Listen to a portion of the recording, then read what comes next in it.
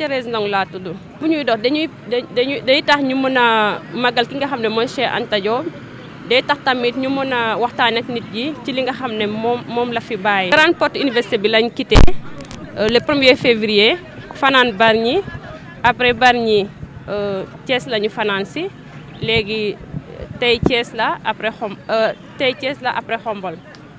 Xombol la ñuy fanaan. léegi 4e jour bi ñu ngi jóge Xombol fanaan Bambey lycée université de Bambey après Bambey nag la ñuy dem ceytu mooy fi nga xam ne foofu la ñu denc Cheikh Anta Diop. waaw Cheikh Anta Diop nag dafa nekk nit koo xam ne man mën naa ne ñëwalul Afrique kese mais adduna bi ñëpp la ñëwal parce que dafa ñëw pour leeral li nga xam ne mooy dëgg bi ndaxte xam nañ ne histoire Afrique dañ ko histoire adduna bi sax laay wax dañ ko falsifié woon. te nit yi soxla nañoo xam ñoom ñooy ñan pour adduna bi mën a dem ci li nga xam ne mooy avancement bu baax parce que boo xamul ki nga doon mënoo def li nga war a def mënoo tamit sori te li nga xam ne moo nekkoon suñu histoire dañoo réeroon parce que lu ñu gëmloo woon du loolu moo tax surtout ñu gën a jóg di dox pour que li nga xam ne xam-xam bi nga xam ne bàyyi na ko fii ñu mën koo xam ñu mën koo jëriñoo comme ça fu ñu nekk nii fu ñu toll ñu mën fii weesu ndax Afrique waroon na weesu fu toll nii buñ ko déglu woon bu njëkk ba léegi waroon nañoo weesu fii mais gis nañ ne Cheikh Anta bu mu fi nekkee dañ ko doon xeex ba léegi dañ ko continuer xeex léegi loolu moo waral tamit ñuy dox di ko magal pour xam loolu ñi nga xam ne xamuñ ko ne am na nit ku mag ku ñëw koo xam ne ñëwul sax même ñi nga xam ne ay nit yu weex lañ sax dañ ko war a xam parce que am na ci nit yu weex yi nga xam ne ñu bari xamuñu li nga xam ne tamit mooy dëgg bi moo waral adduna bi nuñ ko tëddalee ni ak nu muy doxee ni di doxalee noonu te buñ ko xamee ñun ñëpp dina tax suñu dund gën a am solo gën a baax tamit dina tax tamit ñu gën a booloo parce que ñun ñëpp benn lañ ñun ñëpp ñoo bokk fu ñu jógee. tey mooy fukki at ak benn dox bi nag ci benn nit la commencé ku ñuy wax Dj Kémane Diouf léegi Dj Kémane moom moo ko njëkk a commencé après ñun buñ ko yegee la ñu commencé di ko dab si loolu parce que gis nañu importance capitale bu mu am. moo waral buñ ko yeggee rek ñun tam dañoo ñëw pour def li nga xam ne mooy suñu waree parce que lii nekk na loo xam ne ñun ñëpp dañ ci war a dugg soobu si ndax suñu njëriñ la ñun ñëpp comme ni ma ko waxee du njëriñu Afrique kese mais njëriñu adduna bi la.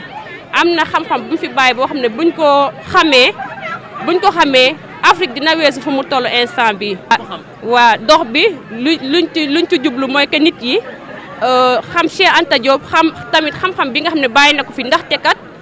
moom addunam yëpp da ko liggéey pour teg ñu ci yoon bi nga xam ne suñu njëriñ la ñun ñëpp te xam-xam boobu noonu ba léegi mën naa ne nuñ ko war a jëriñoo ko noonu parce que xamuñ ko parce que comme dañ ko yàgg a xeex léegi xeex boobu ñu koy xeex nag moo tax ñun ñii di dox di wax si ay waxam di ko magal pour que daal li nga xam ne bàyyi na ko fi daal ñu mën koo jëriñoo parce que buñ ko jëriñoo woon comme ni ma ko waxee rek dinañ weesu fu ñu toll instant bi nombre bi nag ça dépend rek am na ñoo xam ne gënoon nañoo bari ni am na ñoo xam ne université lañ commencé ak ñun dox ba Bargny am na ñoo xam ne jotuñu yéeg Bargny ci école Thiaroye Edu Azur lañ yem parce que am na ñoo xam ne tamit seen liggéey bi permettre leen ñu mën a dox juróom-ñaari fan yëpp mais am na ñoo xam ne tamit dañuy dab si ba balaa ñu yëg ceytu di nga gis ñoo xam ne dañuy ñëw am na sax ñu ñëw dem si guddi donc noonu lay demee ba bu ñu yëg ceytu am na ñuy ñëw am na ñoo xam ne tamit ci jour commémoration bi moom la ñuy ñëw. Samori Djibril Aliébé Touré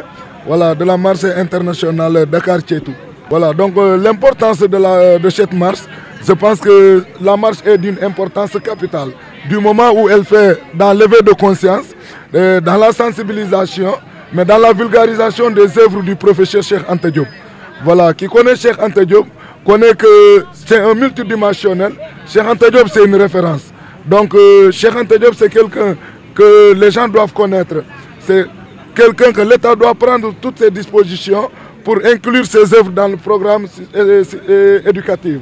Donc, nous faisons cette marche-là, non seulement pour commémorer sa disparition, mais également participer à la vulgarisation de l'œuvre du professeur Cheikh Anta Diop.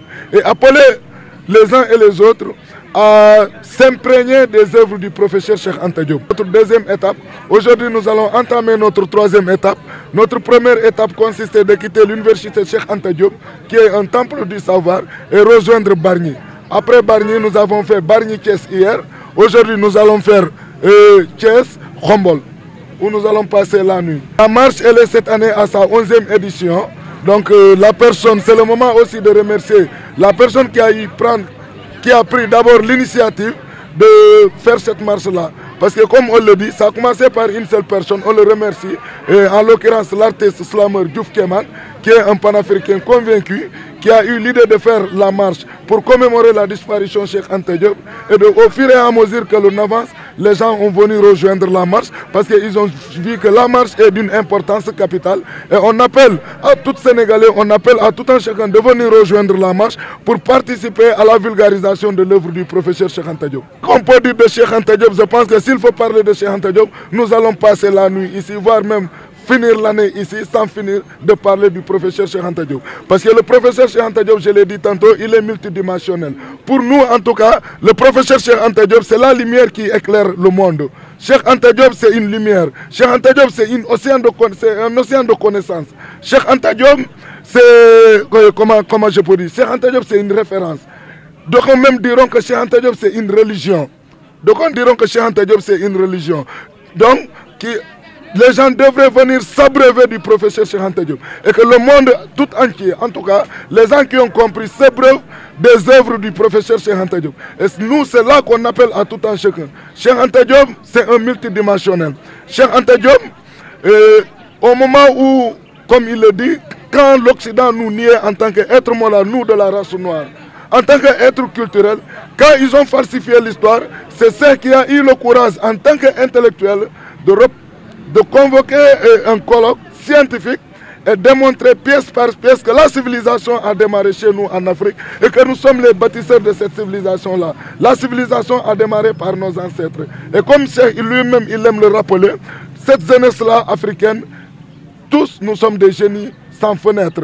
Donc Cheikh Anta Diop, c'est quelqu'un que, s'il faut parler de lui, nous allons finir la journée comme je l'ai dit. Parce que Cheikh Anta Diop, c'est cet temple du savoir lui-même qui nous rappelle, qui dit aux jeunes d'aller se former jusqu'aux dents et d'arracher notre patrimoine culturel. Cheikh Anta Diop, c'est un grand bâtisseur. Et je pense que si le Sénégal ou si l'Afrique est à ce stade-là, c'est parce que les gens ne s'inspirent pas des œuvres du professeur Cheikh Anta Diop. Mais si on s'inspirait des œuvres du professeur Cheikh Anta Diop, aujourd'hui on allait dépasser le monde. Parce que pour Cheikh Anta Diop, il ne faut pas copier ce que les autres font, mais il faut tracer son propre chemin avec notre propre paradigme. Donc voilà ce que, de manière ramassée, je peux dire sur le professeur Cheikh Anta Diop, tout en sachant que tous les marcheurs qui sont ici, ils peuvent dire autant de choses sur le professeur. Le chef principal de la marche, comme je l'ai dit tantôt, la marche a plusieurs dimensions. J'ai dit la première dimension, actuellement, c'est la commémoration de la disparition du professeur Cheikh Anta Diop. C'est que les Wolofs disent Magal, Dany Magal Cheikh Anta Diop. Au-delà de cette Magal-là, il y a maintenant la vulgarisation de l'œuvre du professeur Cheikh Anta Diop que la marche fait. La marche contribue, en tout cas, a pour objectif de vulgariser l'œuvre du professeur Cheikh Anta Diop. Ce qui fait que la marche, d'abord, c'est une structure qui ne se limite pas tout simplement à marcher de Dakar jusqu'à Kétou. Mais au-delà de la marche qui fait d'autres activités extrascolaires pour participer à l'éveil de conscience, mais participer à la vulgarisation de l'œuvre du professeur Cheikh Anta Diop. Parce que nous sommes convaincus que tout Sénégalais, en tout cas, devrait connaître le professeur Cheikh Anta Diop.